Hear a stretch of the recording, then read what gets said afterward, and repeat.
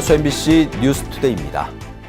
고수익을 미끼로 고객들의 돈을 빼돌린 보험 설계사가 경찰에 구속됐습니다.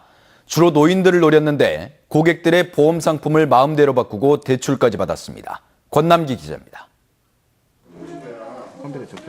주민등록 번호에 계약 금액까지 겉으로 보기엔 전혀 문제없는 보험 계약서지만 실제로는 가짜입니다. 새로운 보험 상품으로 높은 수익을 내주겠다며 고객들의 보험을 해약하고 대출까지 받게 한 보험 설계사 47살 정모 씨. 지난 2008년부터 지난해까지 이렇게 고객 5명을 속여 6억 3천만 원을 가로채 달아났다가 일주일 만에 붙잡혔습니다. 평소에 다 알고 지내시던 분들이었어요, 그러면? 정 씨는 고객들에겐 가짜 서류를 보여주고 보험사의 문자 메시지는 받지 못하게 조작했습니다. 심지어 회사 고객센터에 전화를 걸어 태연히 보험을 잘 모르는 고객인 척을 하며 고객들의 보험 계약을 바꾸기도 했습니다. 주로 보험 지식이 없는 60, 70대를 노렸는데 피해자들은 원금이 사라지고 대출 이자가 계속 쌓이는 것도 모르다가 보험사에 전화를 받고서야 피해 사실을 알았습니다. 수익이 많은 상품으로 다시 한다고 뭐를 해, 자꾸. 회사에서는 지금 이자 불려놓은 게 좋지 못 말하고. 경찰은 정 씨가 평소 관리하던 고객이 더 있었을 것으로 보고 추가 피해를 확인하고 있습니다. MBC 뉴스 권남기입니다. 광양시 광양읍 도시재생사업계획이 국토부의 최종 지원 대상지 평가를 받습니다.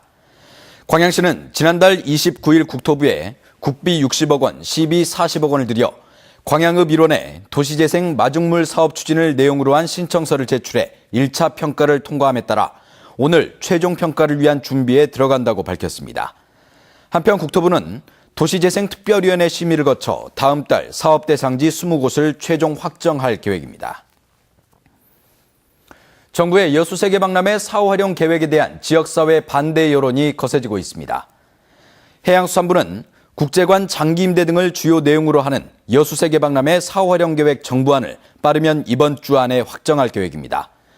이와 관련해 사후 활용 추진위와 전라남도 여수시 의회 특위는 최근 성명서를 통해 사후 활용 계획을 수정하면서 의견 수렴도 없이 해양수산부의 일방적인 설명회만 있었다며 선투자금 재투자와 동서통합지대 조성사업 연계, 정부 주도의 공공시설 설치 등을 요구했습니다. 어제 순천에서 시내버스가 3m 아래 논으로 굴러 버스기사와 승객 10여 명이 크고 작은 부상을 입었습니다. 경찰은 빗길 과속을 사고 원인으로 추정하고 있습니다. 버스가 옆으로 쓰러진 채 논에 처박혔고 유리창은 모두 산산조각이 났습니다. 엿가락처럼 휜 가드레일과 차량 주변에 흩어져 있는 신발 등이 사고 당시의 충격을 보여줍니다. 어제 오전 11시 5분쯤 순천시 해령면의 한 도로에서 승객 10여 명을 태우고 달리던 시내버스가 갑자기 도로를 벗어나 바로 옆 논으로 굴러떨어졌습니다. 버스는 이 가드레일을 들이받고 3m 아래 논으로 추락했습니다. 오직 가다가 한쪽으로 그냥 의자 그 세트 같은 것이 넘어져갖고는 막 머리를 누르고 이목을 누르고.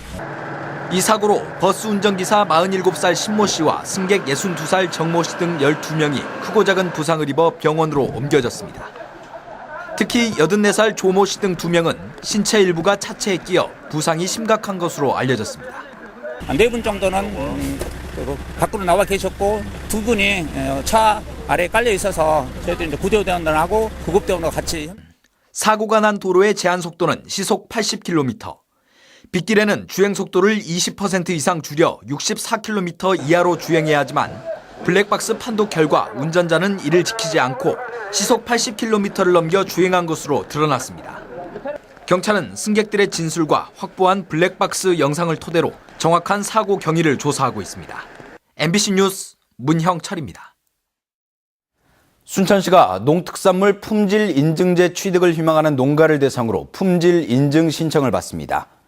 순천시는 지난해 처음으로 품질 인증 상표 관리 조례 및 시행 규칙을 제정하고 지난해 1월 14개 업체 61개 품목에 대해 품질을 인증했습니다.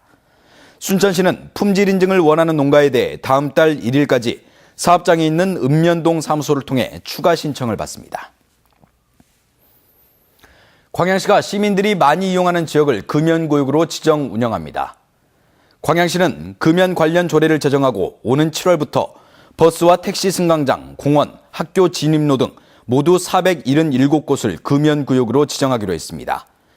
광양시는 이를 위해 오는 6월 말까지 금연 표지판을 부착하고 7월부터 흡연자를 적발해 3만 원의 과태료를 부과할 계획입니다. 한편 광양시는 시민 건강을 위한 특수시책으로 지난 2005년부터 사업장 금연 인증제를 시행해 22개 기업에 금연 인증서를 발급했으며 올해부터는 공공기관까지 범위를 확대할 계획입니다. 재창이냐 합창이냐에 따라서 기념식은 둘로 갈렸지만 임을 위한 행진곡은 역시 모두의 노래였습니다. 누가 노래를 부르는지 혹은 부르지 않는지 참석자들의 입모양에 관심이 집중됐습니다. 김철원 기자입니다. 5.18 기념식의 마지막 식순인 임을 위한 행진곡 합창 순서가 되자 참석자들이 모두 일어섭니다. 합창단이 노래를 부르던 순간 기념식장은 노래를 따라 부르는 사람과 부르지 않는 사람들로 나뉘었습니다. 정의화 국회의장이 힘차게 따라 불렀고 김무성, 문재인 여야 정당 대표들도 노래를 불렀습니다. 윤장현 시장과 이낙연 지사, 새누리당 이정현 의원 등 대부분 참석자들이 노래를 따라 부르지만 정부를 대표해 참석한 최경환 부총리와 행사를 주관한 박승춘 국가보훈처장은 입을 굳게 닫았습니다. 같은 시각 또 하나의 기념식장인 옛 전남도청에서도 임을 위한 행진곡이 울려 퍼졌습니다. 임을 위한 행진곡 작곡가인 김종률 광주문화재단 사무처장도 참석자들과 함께 노래를 불러 의미를 더했습니다. 그래서 언젠가는 정말 우리가 원하는 민주화 자유가 정말로 완전히 꼽히는 그런 새날이 온다면 그때 이 노래가 정말로 감격스럽게 불려 퍼질 것을 믿습니다. 국가보훈처의 반대로 벌써 7년째 파행이 계속되고 있지만 임을 위한 행진곡은 시민들과 국회의장, 여야 대표들이 함께 부르는 5.18의 대표 노래가 됐습니다. MBC 뉴스 김철원입니다. 5월 민주항쟁을 기념하기 위해 목포 시내 12곳에는 기념물이 설치되어 있습니다. 하지만 시민들의 시야에서는 점차 밀려나고 있어 안타까움을 더하고 있습니다. 신광하 기자가 보도합니다. 35년 전 목포역 광장은 민주화를 요구하는 시민들의 열기가 결집된 곳이었습니다. 광주항쟁의 소식을 산악권 시군에 전파하는 창구이자 목포 시민들의 민주의사를 한 곳에 모으는 광장이었습니다. 그때 많이 모여들고 그랬는데 그때 모여든 모습을 사진으로 찍어야 되겠는데 어떻게 할 도리가 없어서. 시민들의 자치와 군부와의 충돌이 있었던 목포 지역의 주요 장소 12곳에는 기념물이 세워져 80년 그날을 기념하고 있습니다. 5.18 민주항쟁의 역사 현장에 그 안내판은 3개소, 표지석은 9개소, 총 12군데가 설치돼서 관리하고 있습니다. 시설물이 세워진 지 올해로 15년째. 그러나 관리는 1년에 한 번 정도인 대청소가 고작입니다. 5.18 기념 표지석이 설치된 옛 목포경찰서 자리입니다. 설치된 표지석이 워낙 작다 보니 시민은 물론 일반 관광객은 그냥 찾기조차 어렵습니다. 또 건물을 신축하거나 보수하면서 기존 위치와는 달라진 표지석도 상당수입니다. 그 앞에 중앙시장 앞에 있었던 표지석도 밀려가고 이처럼 자꾸 역사를 부끄러운 역사를 만들어가는 거죠. 그러면서 일반 대중들에게 시민들에게 잊혀지기를 원하는.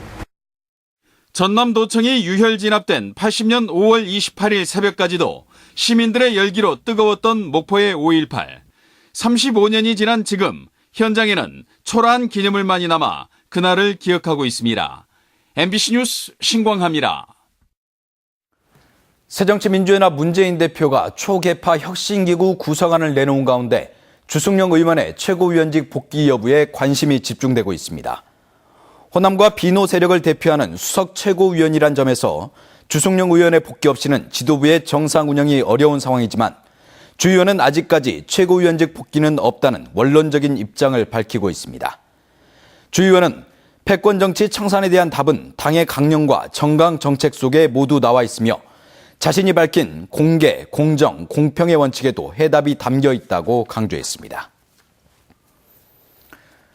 이낙연 도지사가 남해안 철도와 동서 해저터널 건설을 위한 예산 반영을 정부에 요청했습니다. 이 지사는 최근 유일호 국토교통부 장관을 만나 도정 현황과 내년 주요 사업을 설명하고 순천 목포 간 남해안철도와 여수 남해 간 동서 해저터널 건설, 주암댐 도수터널 시설 안정화 사업 추진을 위한 예산 반영을 요청했습니다.